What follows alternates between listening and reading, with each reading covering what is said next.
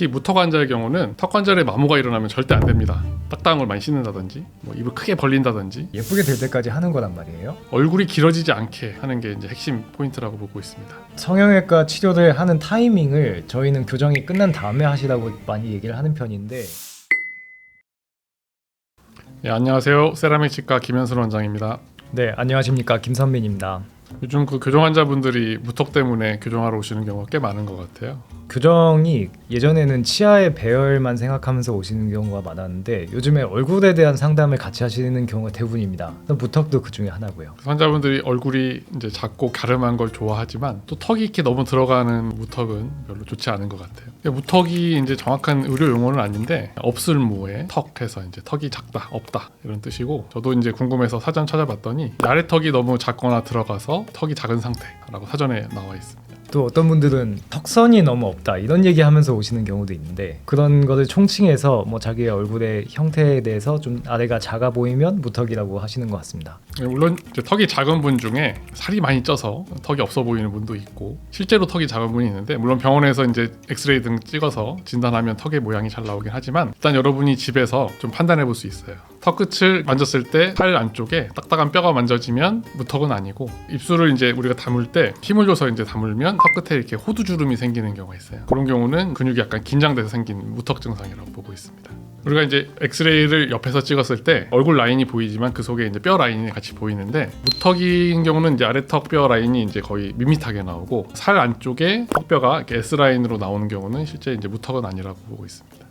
이제 옆얼굴 라인 보면은 무턱인 경우는 여기 아래 턱이 이렇게 밋밋하게 평평하게 나오고, 힘을 빼고 있어도 입술을 다물 때 턱 끝에 약간 이제 우글쭈글한 주름이 많이 잡히는 거를 이제 무턱 증상의 흔한 증상이라고 우리가 말씀드릴 수 있습니다. 일단 무턱의 기능적 문제는 이제 아래 턱이 작거나 안으로 많이 들어가 있다 보니까 위아래 부정교합이 있어서 위의 치열과 아래 치열이 잘 물리지 않는 경우가 많아요. 그 외에 뭐 턱에 문제가 또 있을 수 있는데, 턱 관절에 무리가 온다든지 잇몸이나 어떤 치아에 마모가 온다든지 그런 치주적인 문제가 올 수 있습니다. 그리고 약간 이제 우리가 호흡에 문제가 있을 수 있는데, 아래 턱이 뒤로 후퇴가 되면 혀의 위치도 이제 목 뒤쪽으로 넘어가게 되고, 숨을 쉴 때 원활히 호흡이 잘 안 되는, 그래서 잠잘 때 코를 골거나 그런 문제가 있을 수 있습니다.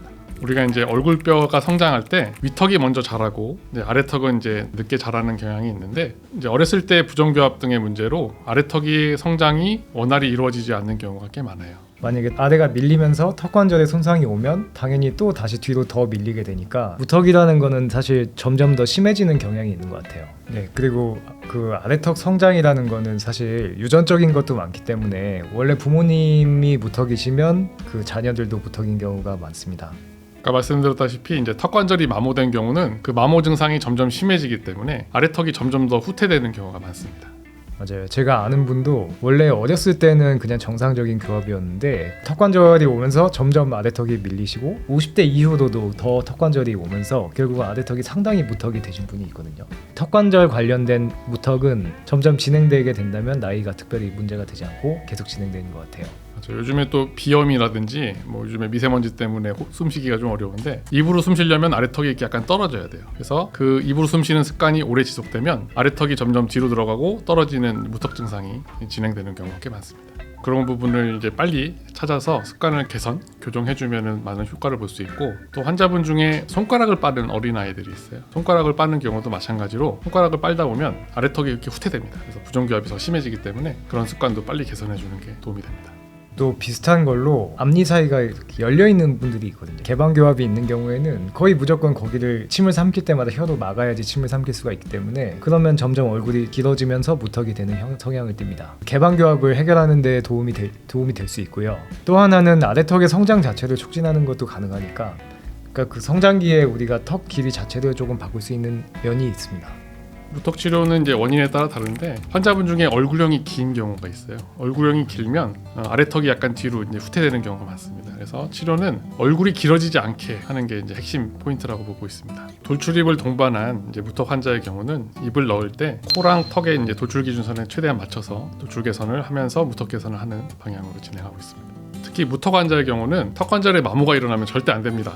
그래서 여러분도 교정치료 과정에 주의를 해주셔야 될 게 있어요. 딱딱한 걸 많이 씻는다든지 한쪽으로만 이렇게 턱을 괸다든지 뭐 입을 크게 벌린다든지 이런 부분이 이제 턱에 무리 가서 환자분도 좀 주의를 해야 되고 교정할 때도 신경 쓰고 있습니다. 우리가 사진을 보면 설명드리겠습니다만 위에 치열이 미니스크를 이용해서 최대한 위로 올리면 올릴수록 아래 턱은 약간 회전되면서 이제 앞으로 나오게 됩니다. 그래서 아래 턱이 나오면 턱 끝도 당연히 앞으로 전진하는 이제 효과를 기대할 수 있고요. 원래도 위의 치아가 아래 치아에 비해서 교합적으로 좀 앞에 있고 아래 치아는 뒤에 후퇴되어 있는 상황이었는데 치료를 이런 식으로 뭐 위의 치아를 위로 상방 이동시켜서 아래 턱을 내미는 형태가 된다면 결국은 교합적으로도 당연히 더 좋은 위치에서 물게 되기 때문에 앞으로의 턱 관절의 건강에서도 유리한 면이 있다고 봅니다. 그래서 위의 치아를 최대한 상방 이동을 하려면 어금니에도 이제 미니스크루라는 걸 식립하게 되고 앞쪽 치아에도 이제 미니스크루를 같이 심어서 위의 치아를 전체적으로 위로 올리는 작업을 많이 하면 아래 턱은 교합을 이루기 위해서 앞으로 나오게 되어 있습니다. 그래서 엑스레이 상에서 보시면 이 환자분은 얼굴 길이가 짧아지고 아래 턱의 교합 평면이 위로 올라가는 양상을 보실 수 있습니다. 우리가 환자분들 뭐 교정하면 살 많이 빠진다고 얘기 많이 하시는데 가끔 뭐 환자분 중에는 이제 오히려 살이 찌는 경우도 있어요. 가끔 이 환자분은 이제 교정하고 오히려 살이 쪄서 약간 투턱처럼 됐어요. 턱이 더 두툼해졌는데 처음에는 이제 무턱 증상이었다가 살이 쪘음에도 불구하고 이제 무턱 증상이 잘 개선돼서 아래 턱이 나온 형상을 보고 있습니다. 살이 찌면 기본적으로 뼈가 좀 밋밋하게 보이거든요. 예를 들면 우리가 애기들 보면 손에 있는 주먹에 있던 뼈가 훨씬 더 밋밋하고 아마 없는 것처럼 보인단 말이에요. 그러다 보니까 이런 치료를 할 때도 환자분들도 예를 들면 살이 찌시면 더 턱이 좀 없어 보이는 느낌이 있고요. 아니면 살이 빠지면 또 그것으로 훨씬 턱선이 잘 살아나게 되고요. 이 환자는 살이 쪘음에도 불구하고 이제 무턱 증상이 잘 개선돼서 턱선이 더 날렵하게 살아난 걸 볼 수 있습니다.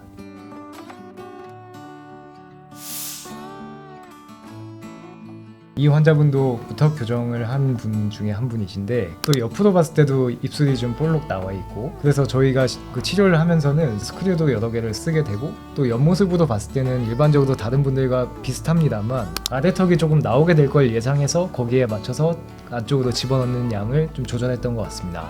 얼굴 길이도 많이 짧아졌네요. 신경을 많이 썼습니다.